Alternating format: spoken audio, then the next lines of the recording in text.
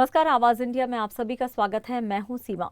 महाराष्ट्र के cabinet मंत्री नीतीश राणे और उद्यन राजे भोसले के बयान कि औरंगजेब की कब्र को बाहर निकालकर फेंक देना चाहिए, इस पर पहले ही विपक्षी कांग्रेस के नेता विजय वडेट्टीवार बयान दे चुके हैं कि सरकार महायुति की है, जो निर्णय लेना चाहें वो ले सकते हैं, लेकिन दो समाज में यदि झगड़ा लगाने का काम करना है तो इन्हें कौन रोक सकता है। विजय वडेट्टीवार ने अपने बयान में साफ कहा था कि कांग्रेस औरंगजेब का समर्थन नहीं करती है क्योंकि वो एक क्रूर राजा था जिसने अपने बाप को भाई को नहीं छोड़ा। अब इसे मामले में महाराष्ट्र के मुख्यमंत्री देवेंद्र फडणवीस का बयान सामने आया है। देवेंद्र फडणवीस ने औरंगजेब की कब्र को लेकर बड़ा बयान दिया है। उन्होंने कहा है कि औरंगजेब की कब्र को ढहा देना चाहिए, लेकिन कुछ काम कानून के दायरे में रहकर करना पड़ता है क्योंकि उस कब्र को संरक्षण मिला हुआ है। कांग्रेस के कार्यकाल में औरंगजेब की कब्र को भारतीय पुरातत्व सर्वेक्षण का संरक्षण दिया गया है। गुरुमत समागम हा शीख समाजाचे 9वे गुरु तेग बहादूरजी यांच्या 350व्या शहादत वर्षाच्या निमित्ताने या ठिकाणी साजरा होतोय।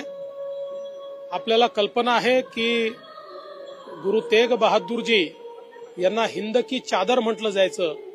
ज्या काळामध्ये औरंगजेबाने अनन्वित अत्याचार करून धर्म परिवर्तनाचा ओघ लावला होता, त्या काळात गुरुजींनी काश्मीर मधल्या पंडित असतील, वेगवेगळ्या ठिकाणचे हिंदू असतील, सर्व पंथीयांना मोठ्या प्रमाणात औरंगजेबापासून वाचवलं आणि शेवटी औरंगजेबाने त्यांना पकडल्यानंतर ज्याप्रमाणे छत्रपती संभाजी महाराजांना अनन्वित यातना दिल्या, पण संभाजी महाराजांनी धर्म बदलला नाही, तसंच गुरु तेग बहादूरजींनी देखील स्पष्टपणे सांगितलं की माझा धर्म जर तुम्ही बदलून दाखवला तर माझी संपूर्ण कौम धर्म बदलेल, पण माझा तुम्ही बदलू शकत नाही।